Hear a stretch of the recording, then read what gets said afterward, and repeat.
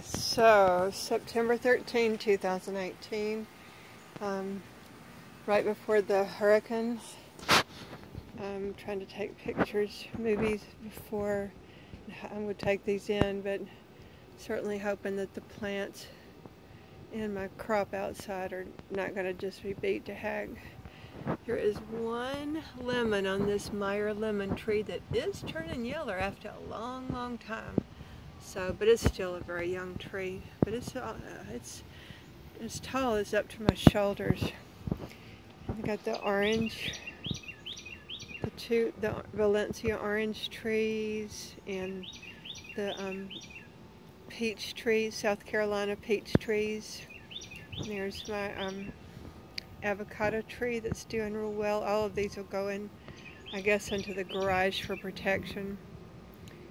And this was a plant that Andrew, my son, got seeds for me. Susie and Andrew got at Monticello that Thomas Jefferson worked with years ago, and this is the descendant. Not sure what I did wrong, but I never really got anything. But I'm probably just doing something wrong. It's a potato squash, so it sounded interesting. Let's see if there's anything else up here about the house. Got Vietnamese cilantro in the corner there, and then I've got oh, I can't remember what you call it, but it's a Vietnamese. You actually can stir fry these leaves, and they weren't great, but they're kind of it's just a really pretty plant, kind of at the end of its days. And then this was I planted this for the seeds, and it's a coriander seeds, and when it goes to seed, it's just delightful because I actually just absolutely adore coriander, and I see it's going to seed again. I see some coriander seeds beginning, and I will get those when they're ready and certainly use them in my cooking. So I'm going to walk out in the yard now, and this is so my son can see the progress. He lives out of town. This actually is a perfume plant, a couple of years old now. It's kind of temperamental, sent from California, and it has these amazing white blooms that are just outrageous. French perfume is actually made from them, and they are probably the most aromatic things you can imagine. Here's one about to, little bloom about to, it'll open into a pretty flower. Here's some more. Boy, it wants to just spread everywhere. I'd love to make it's a really pretty little thing. I would like to make almost a piece of wall art inside if I could get good enough light, and just have them growing on trellises on my wall in my den. I think that'd be kind of cool. I just can't imagine how to do it yet. Okay, so up to the actual garden, and boy, I'm praying that this is not just going to get nailed by the winds and destroyed, because I've worked extremely hard. I have 18 4x4 raised beds, organic.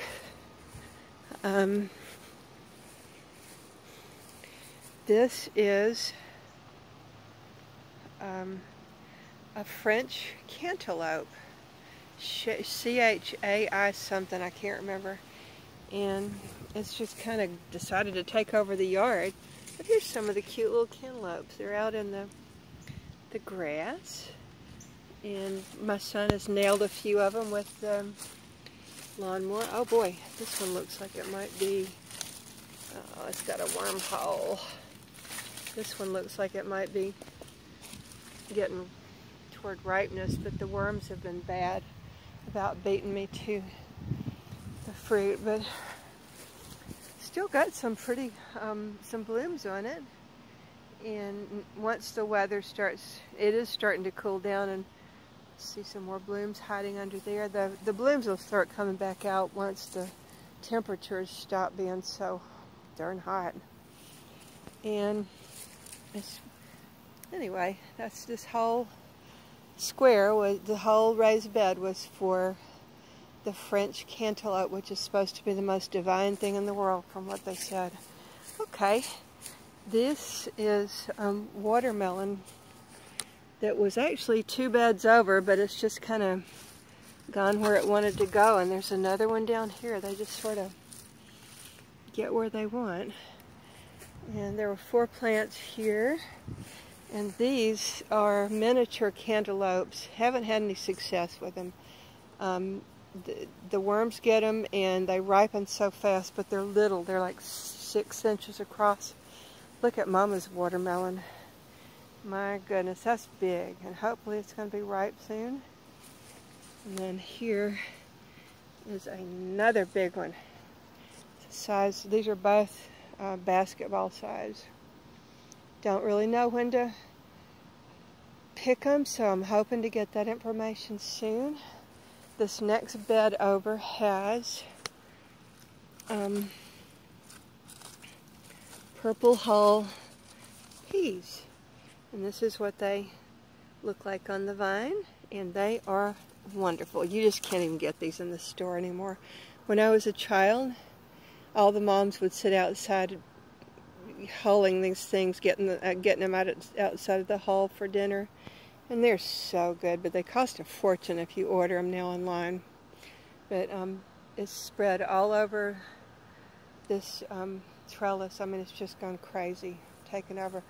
This whole 4x4 is the purple hull peas, and dadgum, they're good.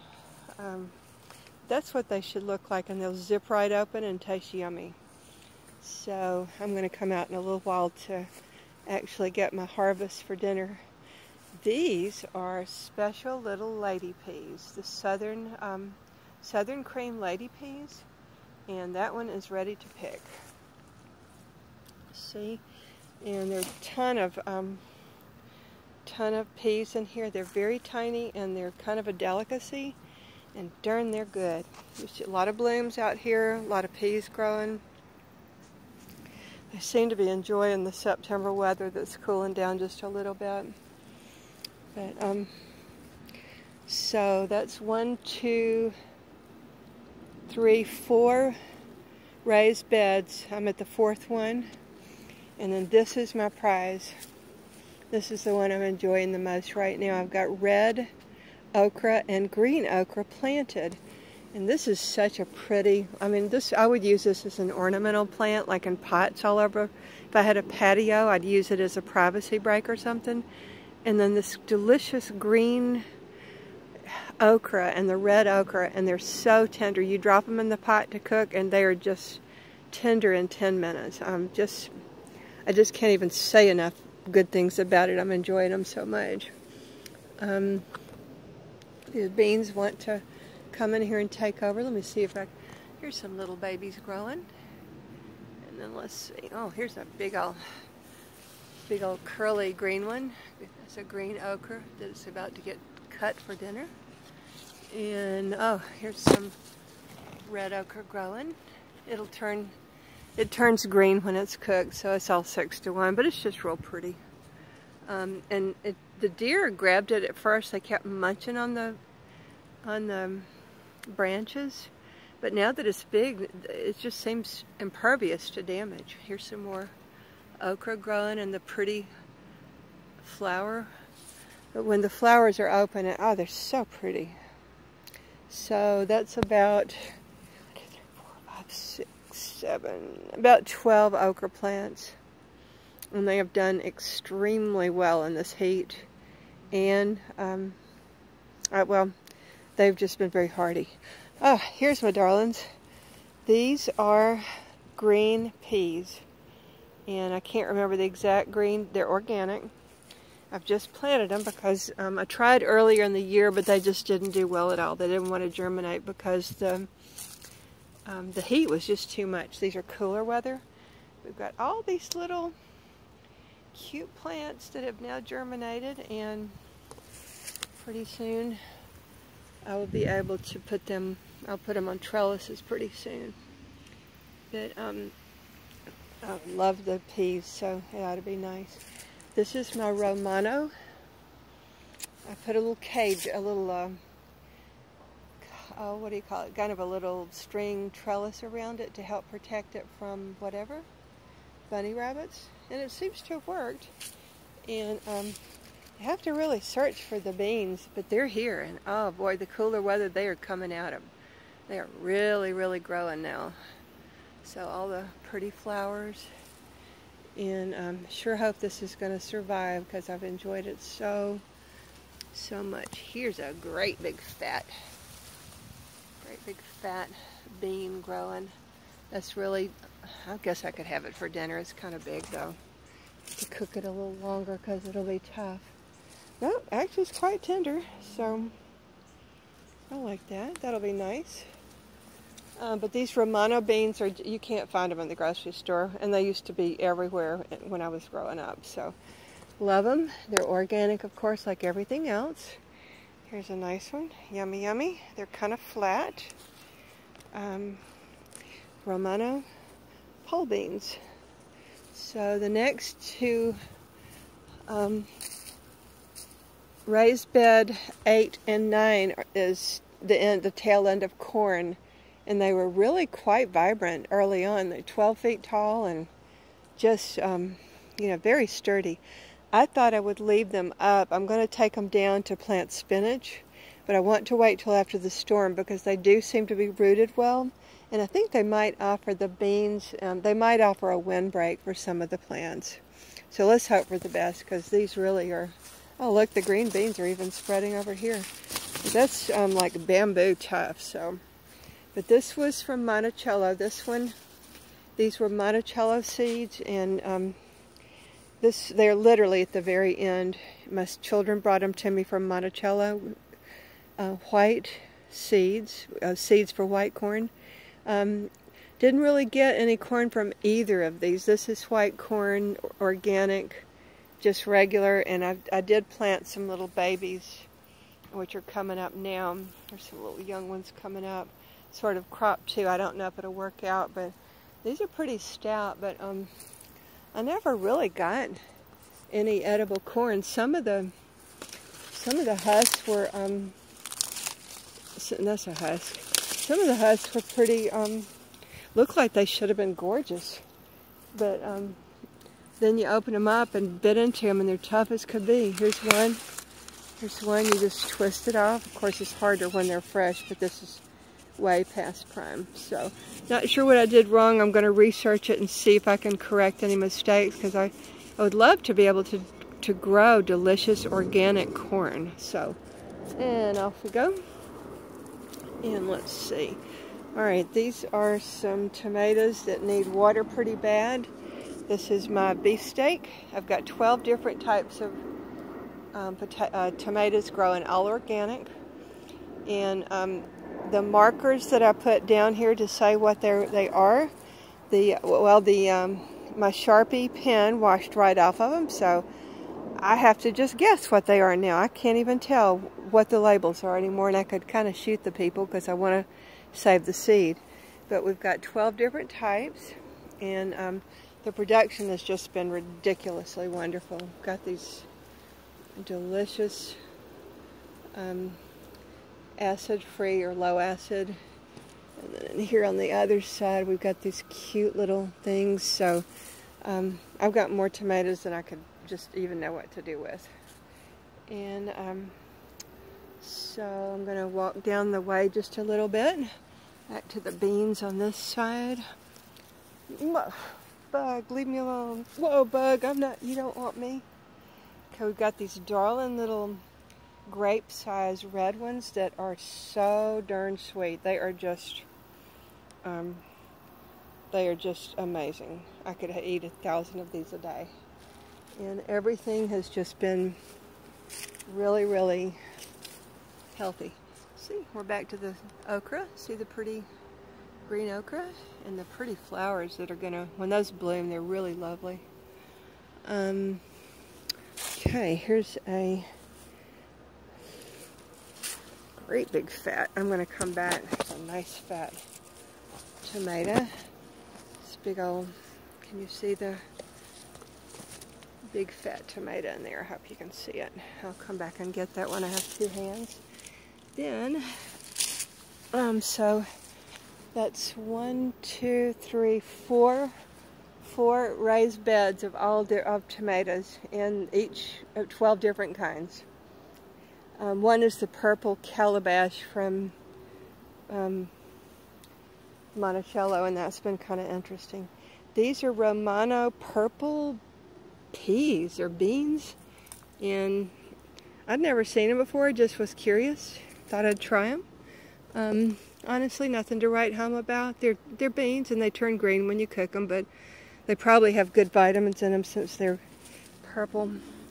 They've been real easy, just sort of taking care of themselves. Look at that wonderful little grape tomatoes everywhere. They are divine.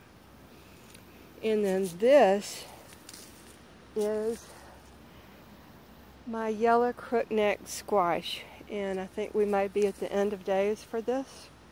Mosquitoes, leave me alone. I pay a guy to come out here and spray for mosquitoes, but it looks like he skipped me today, this week. I have 4 of the plants for the summer squash, the crookneck, and it has been divine. But we look like we're at the end of it. Actually 5 plants. But I'll walk around the other side. This is a red bell pepper, and there's one on here that's turning. This is for you, Andrew. It's turning red, and it's been quite a good producer. I kind of grew it for Andrew just to see if I could be good at it, and they are great. This is a yellow, and I'm hoping I'm going to get a late crop from this. They were so covered by this other brush that I think it kind of choked it out. So I've never even had one yellow fruit yet from it, but I'm still hopeful because the plant, oh yeah, here's a bloom and several blooms coming up, and they should do really well. We've got at least 2 more months of growing season left. This is really at the end, unless there's some way to revive them. I've cut them back. These were 4 different kinds of cucumber, and there is still some life in here. And I got just a dadgum ton of cucumber. We were making what is the soup? The cold tomato and cucumber soup. My daughter says I don't pronounce it right, gazpacho. I probably blew it. But anyway, great season for gazpacho. And everything's organic. I'm going to switch back around here to the beans and peas and the melons so you can see it from this side. Got some cute little baby melons coming up, so we'll just have to see what the rest of the season's going to bring. Plenty of the wonderful purple whole peas and the lady peas, and I could just eat these things every day.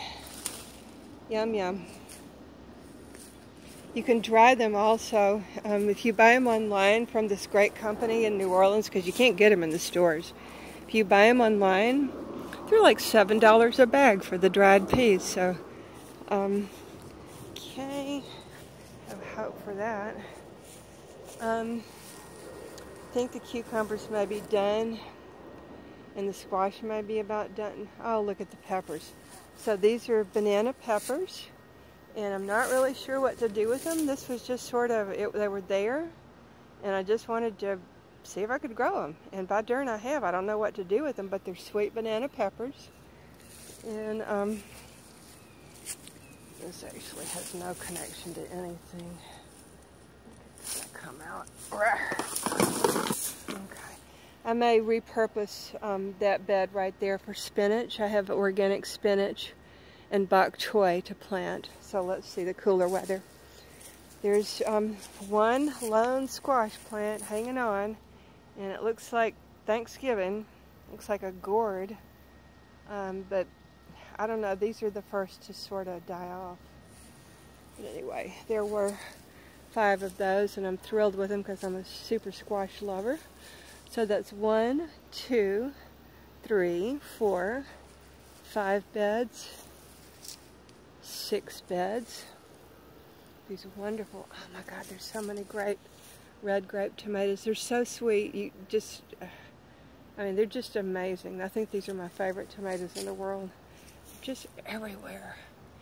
And I'm just hoping they're going to survive the storm. I am going to come pick as many as I can before the storm. Lots of red tomatoes there. Don't know what kind because all the little tags washed off. They're just so many, and some of them are so tall. They're 12 feet tall. Some of these need water pretty badly, and I'm afraid I might have to water them, even though we may just get terrible rain. I don't want to stress them out too bad. But anyway, this is my garden. Andrew, Susie, whomever else wants to see it.